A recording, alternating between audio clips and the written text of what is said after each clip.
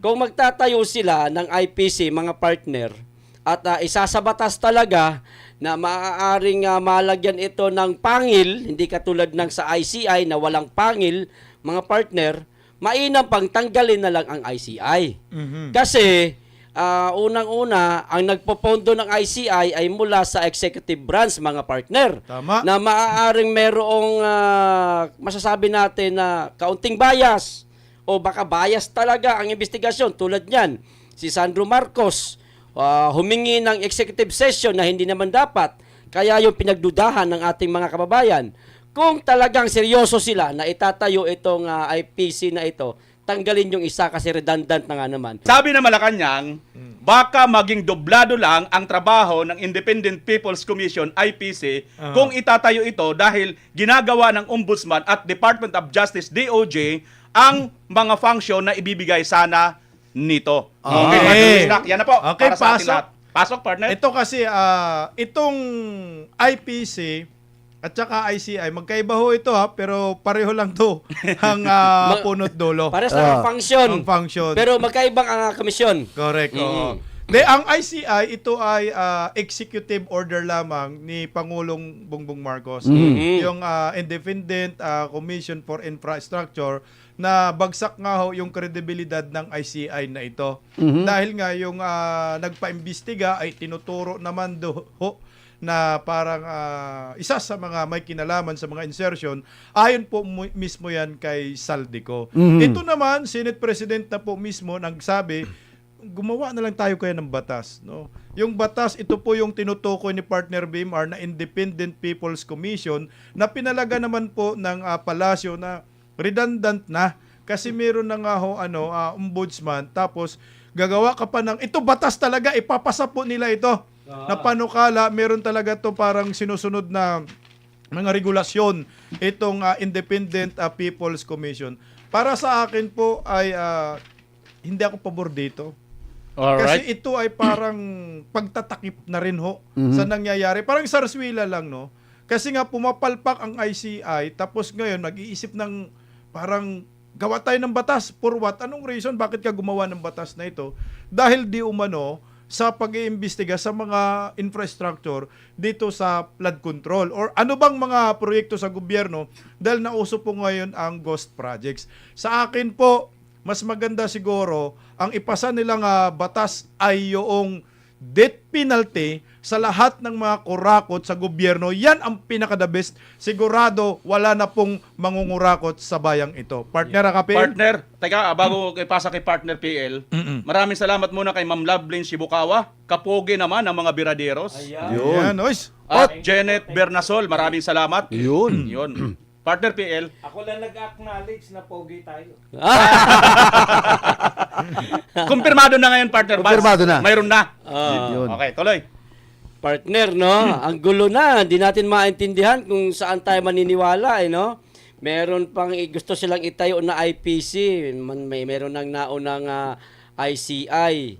Kung magtatayo sila ng IPC, mga partner, at isasabatas talaga na maaaring malagyan ito ng pangil, hindi katulad ng sa ICI na walang pangil, mga partner, mainam pang tanggalin na lang ang ICI.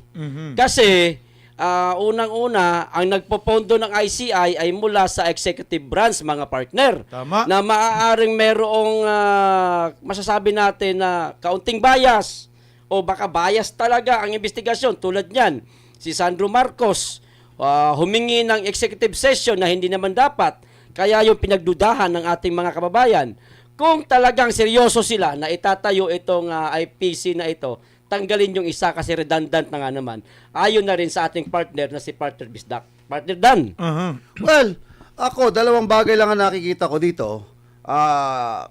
Bakit pa bubuo ng Independent People's Commission? Unang-una, yung una kasi sabi ni Partner Bisdak, executive order lang ito. Hindi to batas. Ito appointed by the President. Ano po? Again, ulitin ko, ang nag-appoint diyan lahat ng mga miyembro po ng ICI ay inappoint po ng Pangulo. Paano kung halimbawa iimbestigahan po ang Pangulo? At sino ang mag-iimbestiga sa kanya? Kongreso? Alam naman natin walang ganun. So itong Independent People's Commission o IPC, kung ito, pwedeng, tumututol ako dito dahil meron na. Pero sumasang-ayon naman ako to the point na nakikita ko dito na hindi i-appoint ng mga politiko yung mga isa sa batas dito. Pagka ito, kasi di ba, ang tanong dito, sino yung mag-a-appoint dito? Pero kung politiko pa rin, ganun pa rin ang mangyayari. So, para sa akin, dalawa sa akin. Pwede akong oo, pwede akong hindi. Oo ako kung hindi ito mamamanipula ng mga politiko. Tama, di ba? At pangalawa, di na ako sang-ayon dito kung same banana pa rin ang mangyayari. Why? Ganun pa rin eh. Yung pa rin ang suma total nun eh. Politiko pa rin yung mag-a-appoint dito. Di ba, partner Bads? Pwede, oo. Ako na ba? Ikaw naman. Late na late pati. Yung utak. Alam niyo mga kapatid, create talaga yung ICI, di ba? Pandelay lang yan eh. Kasi alam niyo, galit na galit yung mga tao. Tapos gusto ni President, yung mahal natin Presidente. Ayan. President BBM. No? Ang sabi ni President BBM, kinakailangan may managot. No? Mahiya naman kayo. Kaya ito po, yung palabas nila na nag-create sila ng ICI para kunwari may pinapanagot. Pero sa actual mga partner, nakita natin yung kapalpakan ng ICI. Kaya ang sabi nga ni Jokno dyan, si Shell. Ang sabi ni Shell Jokno, walang ngipin Uy! ang ICI. Kaya sabi ni Shell Jokno, pahihiramin ko sila ng ngipin. Hindi. Hindi po. Dapat daw mag-create ng katulad nito, ng IPC. So, may na- iba rin may tawag- ngipin. May ngipin na. So, yun na nga, yung Para IPC. hindi na mapahiram. So, yun na nga yung IPC. Pero ako naman, partner, ganun din yun eh. Di ba? Nag-create yung Kongreso para mag-imbestiga. Sabi nga ni Boying Remulla na ombudsman, dagdagan na lang yung mga abogado ng ombudsman. Kasi dati na yung ombudsman eh. Ang ombudsman, merong karapatan o merong kapanyarihan na magpatawag. At meron din naman po kung ano-ano pa pong iniisip ng Senado, samantalang sila very powerful. Kung magtatrabaho lang, meron na po silang Blue Ribbon Committee. Correct. Kung natatandaan nyo, partner, yung na police issue, wala namang ICI, wala namang IPC. Pero nakapagpakulong ng 3 senador. Sa pamamagitan lang, nagtrabaho kasi yung Blue Ribbon Committee. Ang question dyan, bakit hindi kayo nagtatrabaho kayong mga taga Blue Ribbon Committee? Si Lacson, araw-araw may press conference. Araw-araw nagsasalita sa press. Magtrabaho kayo. Mag-imbestiga kayo sa Blue Ribbon. Hindi na natin kinakailangan ng ICI. Hindi na rin natin kinakailangan tong IPC na to. Basang kinakailangan magtrabaho kayo, lalo na kayo Lacson, at ang vice chairman niyan ay si Ben Dalo Tulfo. Magtrabaho po tayong lahat. Katulad po namin na araw-araw na nagtatrabaho. At yun lang. Partner. Partner, speaking of ngipin, bago ibigay kay Partner Bisdak, dudugtong ko doon ang tanong natin. Hindi ka ba satisfied or magiging komportable, Partner Buds at mga kasamang mga partners? Dahil itong IPC na itatayo ngayon, ay ito nga yung purpose. Magkakaroon ito ng mas matalas ng ngipin dahil mismo na po ang nagpanukala ay si Senate President Tito Soto. Ano masasabi mo, Partner Bisdak? Kasi itong IPC na to, nakapokus lang daw ito sa mga infrastructure na maanomalya. So ngayon, meron silang mga ang composition ng IPC na ito, yung chairperson ay galing sa Supreme Court, or Court of Appeals. Ito yung chairperson. Mga retirado. Mga retirado sila, mga retired Supreme Court justices at Court of Appeals at certified public accountant. Ito yung Yes. composition at meron silang licensed civil engineer na kasama diyan at ang kinatawan naman ng meron ding mula sa mga non-government organization or NGO Society. o Civil mga society. civil society, mamamayan para ito yung parang titingnan nila para magiging balanse. Balance at independent. talaga. Independent yung investigasyon. Pero para sa akin po wala namang IPC sa panahon ni former President Duterte. Ang tanging meron yung Presidential Anti-Corruption Commission. Yung kay Bill Hicat, mga kabisdak, mga kapartner. Oo. Akala ko blanco to. Ay, partner Bisdak, yun nga yung follow-up ng tanong. Hindi ka ba satisfied? Dahil nga ito, may ngipin nga ang tinatarget nito. Paano ka masatisfied? Hindi pa, panukala pa lang naman ito pinag-uusapan. Ang satisfaction, dapat pag meron ng batas at nagpe-perform na sila. Pag satisfaction ang pinag-usapan, zero eh. Wala ho. Dapat nga ang ginawa ho nila, yung Presidential Anti-Corruption Commission ni former President Rodrigo Roa Duterte, yun na yung pinalakas nila. Correct. At nagdagdag na lang ng maraming abogado dahil ang dami ng kinakasuhan nila ni Bilhika eh. At ngayon, wala na tayong balita doon kasi nabuwag na nga eh.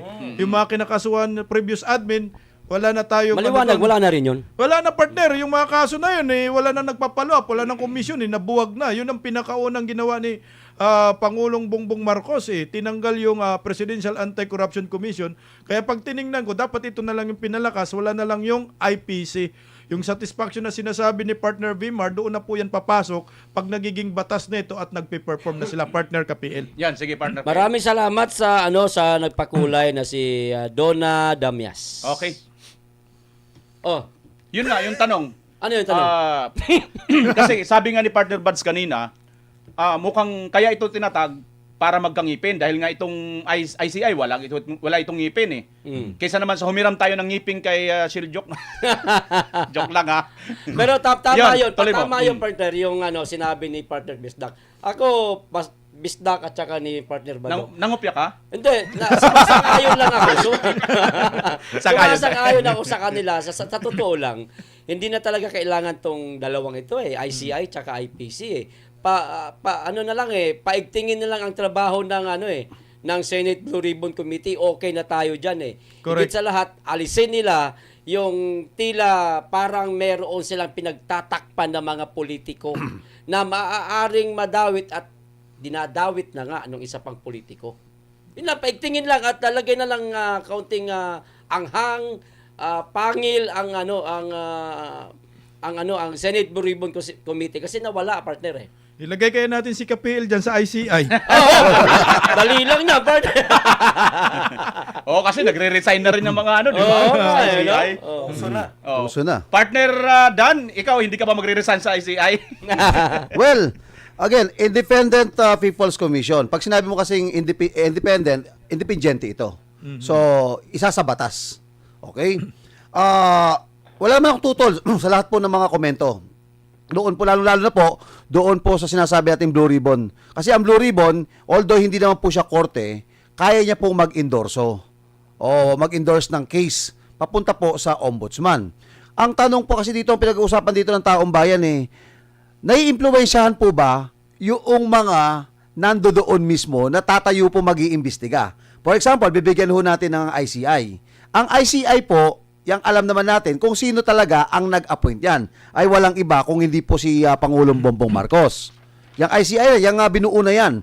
Ngayon, etong tanong dito, walang kapangil-pangil yan, siya nag-a-appoint dyan sa ICI. The question dito sa itatayo pong Independent People's Coalition, okay, eto commission, sino, ang tanong dito, laging tanong sino yung pong mag-a-appoint dito? Yun kasi sinabi mo, Independent People Commission Kaya nga lagi kong bukang bibig, hindi dapat i-appoint ng politiko. Correct. Paano ko si Marcos pa rin, partner? Iburahin na yan. Tanggalin na ho natin pag Marcos pa rin yan. Correct. Again, ngayon, pag sinabi ng, parang nabaltaan ko na ang mga i-appoint dito, yung mga dating Supreme Court retired. Justice, retired. Pabor ako doon. Pabor ako doon. Yung mga dating pipiliin doon. At yun, hindi pwedeng pakialaman, hindi pwedeng panghimasukan at maglalagay sila lagi sasabi ko ng IRR. At doon yung pangil. Doon pag-uusapan natin kung ano yung pangil doon. Kaya sabi ko, ang opinion ko dyan, pwedeng sang-ayon ako, pwedeng hindi. Dahil pwede rin imbestigahan si Pangulong Bongbong Marcos nito pong Independent People's Commission na hindi na mismo siya ang nagtalaga sa mga tao dito. Correct ka dyan, partner. Partner Badong, ikaw naman, yung tanong mo kanina, ibinalik sa'yo? Ito, di ba, titignan natin, no? Para saan ba itong mga ICI at IPC? Di ba, para papanagutin yung mga magnanakaw. Correct. Yan na rin yung mga na marami na po tayo na-create na batas. Ayun nga, yung batas ng ombudsman. Kaya nariyan yung ombudsman para mag-imbestiga sa mga magnanakaw sa gobyerno. Correct. Yung sinasabi po natin na magkikreate ka na naman ng panibagong batas para sa tingin ko sapat na po, napakarami na po nating investigative body. May DOJ, meron po tayong ombudsman, nariyan po tapos yung korte, partikular na korte para lang po sa mga tao sa gobyerno, sandigang bayan. Correct. Lahat na naprotektahan na. Ang problema natin sa Pilipinas, sangkatutak na yung batas, tapos may problema tayo, kaya nang lutasin yan ng gobyerno mismo. Ang gusto lang naman natin, makulong yung mga magnanakaw, matukoy yung mga mastermind. Ibahin natin, balik lang natin nung nagsisimula yung Blue Ribbon Committee. Nung si Marcoleta pa, ang chairman ng Blue Ribbon Committee, hindi natin kinakailangan ng ICI. Kailan tayo nanawagan na magkaroon ng ICI at etong IPC?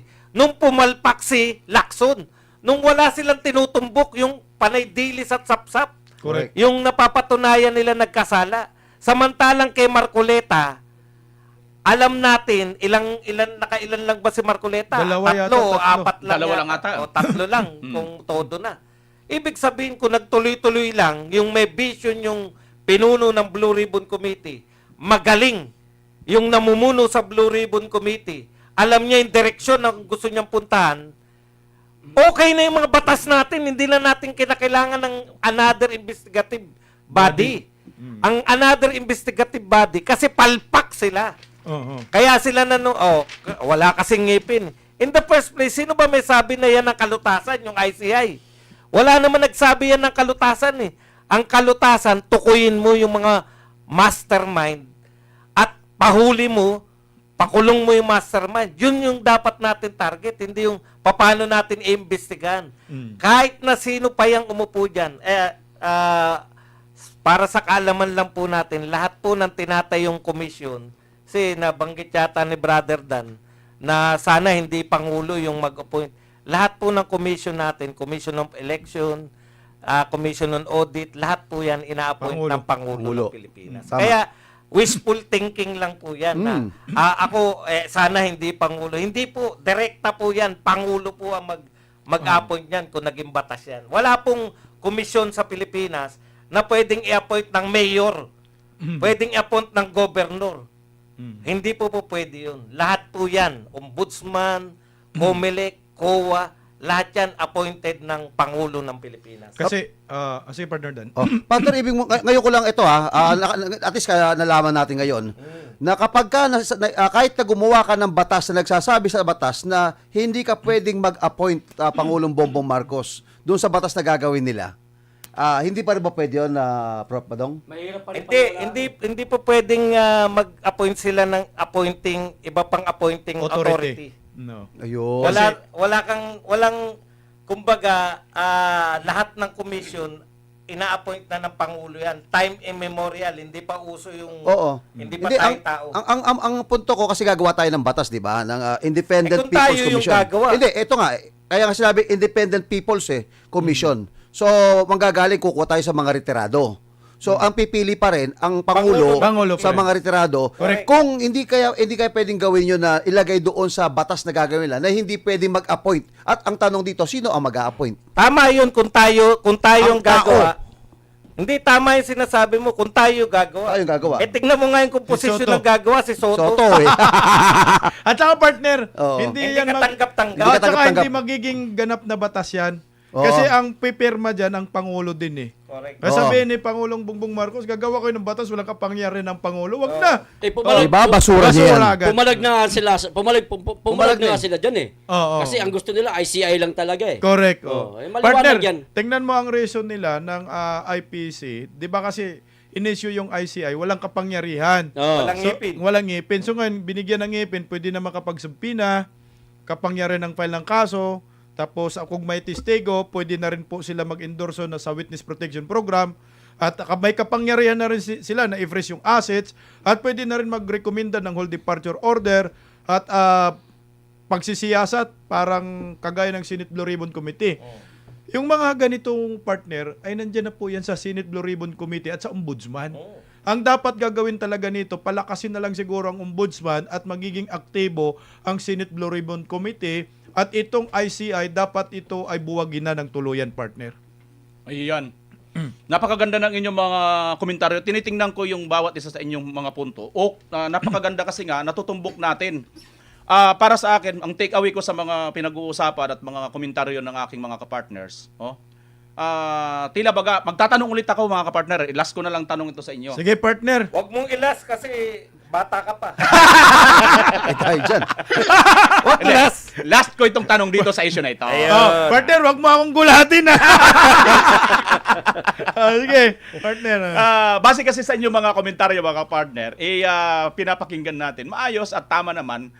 Mukhang gusto naman talaga natin. Mayroon mapanagot. At tinitingnan ko rin dito, mukhang may tinutumbok ito. Yung kakulangan ng ICI ngayon, gustong punuan nito. Ang problema lang sa atin ngayon, kasi mukhang, tama ba mga kapartner?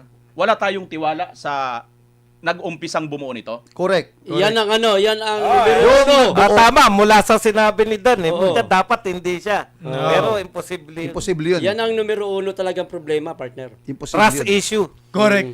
Trust issue. Mahirap, mahirap. Kasi nga naumpisa ang gobyernong ito, yung tatak sa kanila bodol di ba?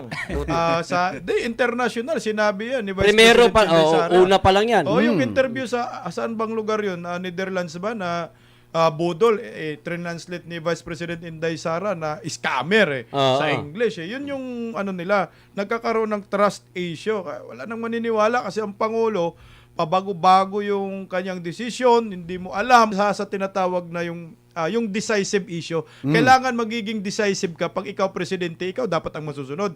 Hindi kung sino-sino na lang na mga tao na sa likuran mo.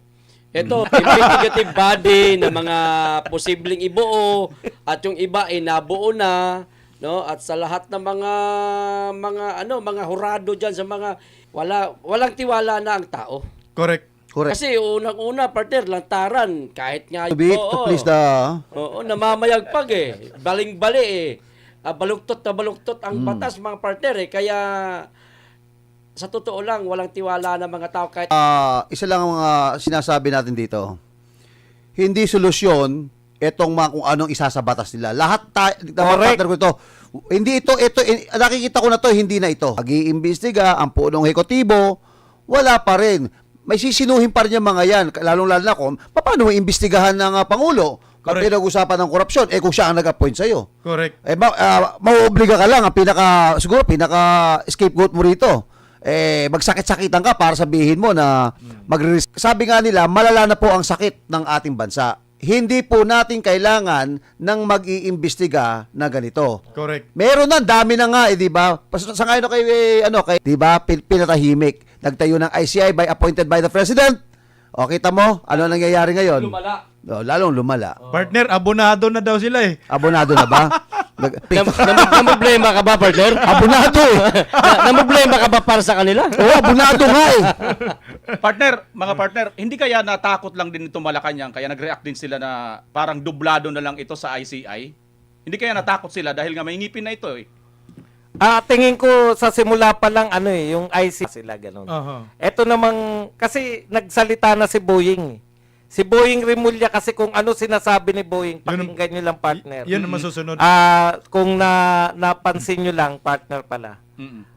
Yan yung susunod na yugto Nung sinabi ni Boying na hindi namin kinikilala ang ICC.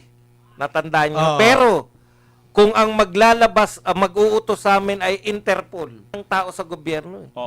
Nung sinabi ni Boying na hindi na natin kailangan yung ICI, sa'yo na yung magiging posisyon, official posisyon ni BBM. Wala na, di na nababago, partner. Hindi na nababago. Lahat ng sinabi ni Boying, yung pattern, yun. Yun.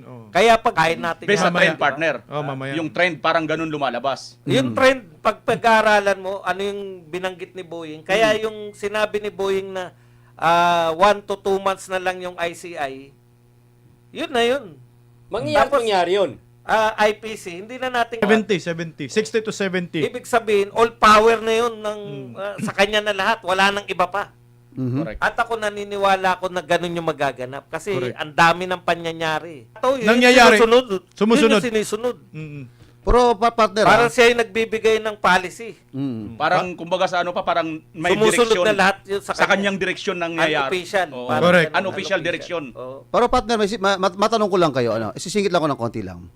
Ang sabi ni Pangulo kasi, pero yung mga under ego niya, walang patuloy ang pamimake use niya.